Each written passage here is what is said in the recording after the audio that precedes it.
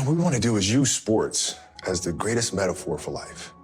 And if we feel like if we can teach kids how to deal with anxiety, how to deal with pressure, how to deal with failure, how to deal with success through sport, then in turn it helps them to become better people, right? So like if you're struggling with something, if your kid's struggling with a bully at school or struggling with taking tests because the pressure is just too much, how do you practice that? Like as a father, you can go to your daughter and your son and say, okay, work your hardest, don't worry about the end result. But those are just words, aren't they? Mm-hmm. Right? They have to physically put themselves, emotionally put themselves in that same situation over and over to really be able to understand how to deal with it. And what we're saying is that sports does that for you.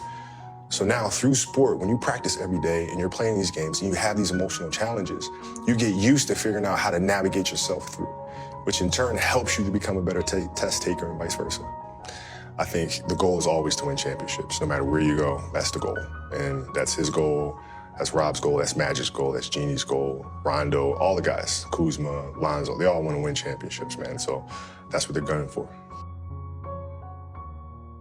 Well, you don't need to win a champion. Well, you're asking me, you have to win championships. This is why we play, this is why we're here, is to win championships.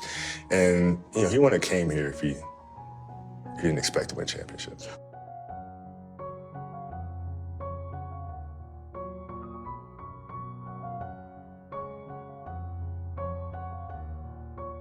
Awesome. Well, to me, it's just really simple. Wherever you play, the object is to win championships. That's it. End of story. End of story.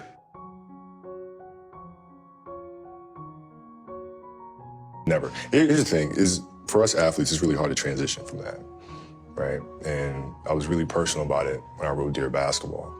But that is the true challenge of finding what comes next and finding something that you love to do every bit as much as you loved your first passion. That is a challenge for us. And I think, unfortunately for us athletes, we've been pigeonholed into thinking that we can only be one thing. And so when I retired, everybody is saying, okay, he's too competitive. He's not going to know what to do with himself. He's going to have to come back. I took that as a personal challenge of them thinking I'm this one-dimensional person, that all I know is how to dribble a ball, shoot the ball, and play basketball and compete at that level. And so I took that as a personal challenge. I will never come back to the game, ever. I'm here to show people that we can do much more than that. And creating this business, winning an Oscar, winning an Emmy and an Annie, those are things that are showing other athletes that come after, no, there's more to this thing, right? So I would never, it's not even a,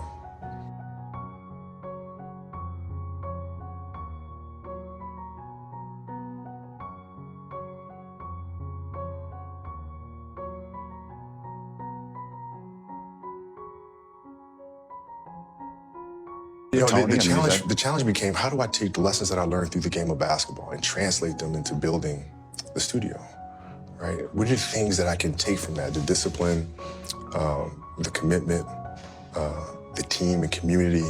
How do you get the best out of each other? How do I take those lessons and move those here? That is the challenge. How do we do great work, uncompromising great work? You're not looking at the bottom line. You're focused on the product first. Right? Is this the best thing that we can possibly make, no matter what? And having that sharp focus is something that I got from the game of basketball.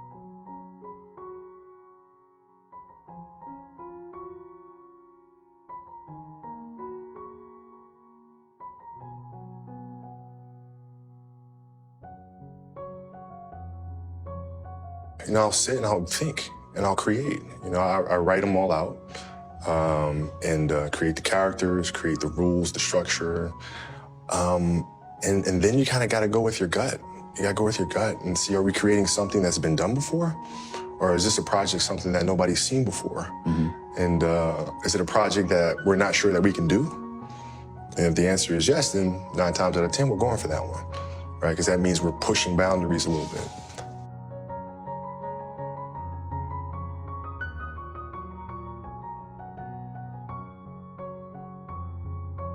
I love creating. I love directing, I love producing. I don't love acting. I don't love being in front of the camera. I like trying to figure out if the arc of the story is the right one. There's about a 0% chance that I come back and play. So not even like a... Nothing. 0. You're toast. You're finished. Done. As a player. That's it. Did last year at any point with you going through your first season not playing basketball? Never. Not once did you think about it?